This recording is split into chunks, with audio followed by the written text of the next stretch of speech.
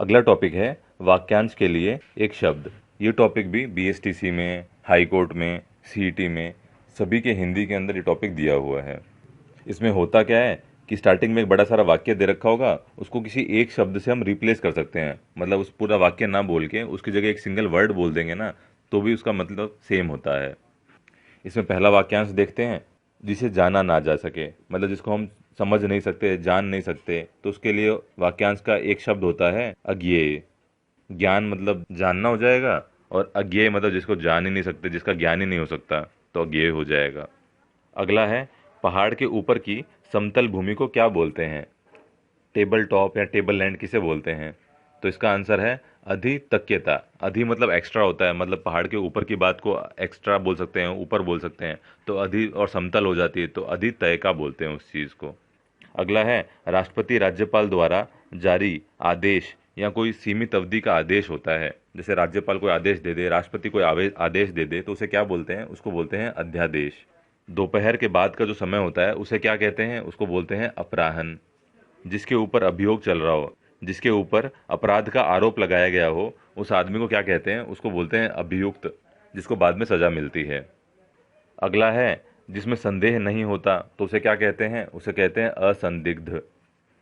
अगला है, पूर्व और उत्तर के बीच की दिशा को क्या कहते हैं? तो आंसर हो जाएगा ईशान। ऊपर तो उत्तर हो जाता है, इस तरफ पूर्व हो जाता है, तो इसके बीच की जो दिशा हो जाएगी उसे ईशान दिशा या ईशान कोण भी बोलते हैं। ऐसी जमीन जो बहुत ही अच्छी उत्पादक हो, जहाँ से बहुत अच्छी फसल होती हो, तो उसको बोलते हैं उर्वर भूमि। ऐसी भूमि जिसमें कुछ भी पैदा नहीं होता, उसे बोलते हैं ऊसर भूमि, मतलब खराब भूमि। पत्नी से उत्पन्न पुत्र को बोलते हैं औरस। जो कल्पना से परे हो, मतलब जिसको हम सोच ही नहीं सकते, जिसकी कल्पना नहीं कर सकते, तो उसको बोलते हैं कल्पनातीत। कुल का नाश करने वाले को बोलते हैं कुलांगर। कुल होता है परिवार, परिवार को नाश करने वाले को कुलांगर कह सकते हैं। ऐसा आदमी जो दूसरों में केवल दोष ही खोजता हो, उसे क्या कहते हैं? उसके कहते हैं छिद्रानवेशी। मतलब जो दूसरों में मिस्टेक्स ही निकालता रहता है, उसको छिद्रानवेशी कहते हैं। ऐसा आदमी जो जानने की इच्छा रखता हो, तो उसे बोलते हैं जिज्ञासु। मतलब बहुत जानने की इच्छा रहती है, जैसे छोटे बच्चे होते हैं ना, उनको सब चीज़ जानने की इच्छा रहती है, तो उनको जिज्ञासु बोल सकते हैं। ऐसा आदमी जो चोरी छिपे माल लाता ले जाता हो, तो उसको तस्कर बोलते हैं। तस्कर रात के टाइम में चोरी छिपे माल को लाते ले जाते हैं। जंगल में फैलने वाली आग को क्या कहते हैं? जंगल को बोलते हैं दावा, और अग्नि आग को बोलते हैं। तो दावा अग्नि बोल दो या दावा नल बोल दो, तो जंगल में फैलने वाली आग को दावा अग्नि या दावा नल बोलते हैं। ऐसा आदमी जिसको प्रसन्न करना, खुश करना बहुत ही मुश्किल होता है, कठिन होता है, उसे बोलते हैं दुराराध्य। जिसको लांघना या पार करना मुश्किल होता है, उसे बोलते हैं दुर्लंघ्य। लांघना वर्ड आ रहा है और दुर्लंघ्य में भी लंघ्य वर्ड आ रहा है। अर्धरात्रि, रात के बीच का समय को क्या कहते हैं? उसको बोलते हैं निशिथ। मार्ग यानी रास्ते में खाने के लिए भोजन होता है, उसे बोलते हैं पाथेय। दोपहर से पहले के टाइम को, पहले के समय को क्या बोलते हैं? पूर्वाहन। पहले आया था, बाद वाले समय को क्या बोलते हैं? तो उसे अपराहन कहते हैं। ऐसा आदमी जो दूसरे की जगह में अस्थायी रूप से, मतलब टेम्परेरी रूप से एक बार काम कर रहा हो, तो उसे क्या कहते हैं? उसे कहते हैं प्रतिनियुक्त व्यक्ति या स्थानापन्न व्यक्ति। पाप या गलत काम करने के बाद में स्वयं को दंड देना, स्वयं दंड पाना, इस चीज को बोलते हैं प्रायश्चित करना। पश्चिमोत्तर कोण या वायु संबंधी कोण को वायव्य कहते हैं। ये तो उत्तर हो गया, ये पश्चिम हो गया, तो इनके बीच का जो कोण हो जाएगा ना, उसे वायव्य कोण बोलते हैं। हाथ में पकड़कर चलाए जाने वाले हथियार को शस्त्र कहते हैं, जैसे तलवार।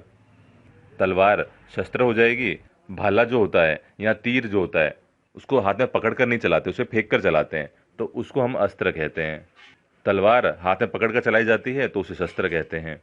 सप्ताह सप्ताह, हर हफ्ते होने वाले को क्या कहते हैं? साप्ताहिक। सेवा या टहल करने की इच्छा करने वाले आदमी को सेवार्थी कहते हैं। जैसे रामदेव जी का मेला लगा हुआ है, वहाँ पे सेवा करने वाले व्यक्ति को क्या कहेंगे? सेवार्थी बोलेंगे। अब कुछ क्वेश्चंस देख लेते हैं। जो दूसरों में केवल दोष या मिस्टेक्स ही खोजता रहता है, उसको क्या बोलते हैं? उसको बोलते हैं छिद्रानवेशी। जिस पर संदेह नहीं हो, मतलब उसमें हमें गड़बड़ नहीं लग रही हो, तो उसे बोलते हैं असंदिग्ध। जिस पर मुकदमा चल रहा हो, उसको बोलते हैं अभियुक्त, जिसको बाद में सजा होने वाली हो। जंगल में जो आग लगती है, उसे दावानल कहते हैं। जो कानून के विरुद्ध होता है, मतलब जो लॉ के अगेंस्ट में होता है, उसे बोलते हैं अवैध। इसमें से किस चीज़ को अज्ञेय बोलेंगे? अज्ञेय था जिसको जाना ना जा सके, तो इसका ऑप्शन नंबर सी हो जाएगा। जिसे जाना ना जा सके उसे अज्ञेय कहते हैं।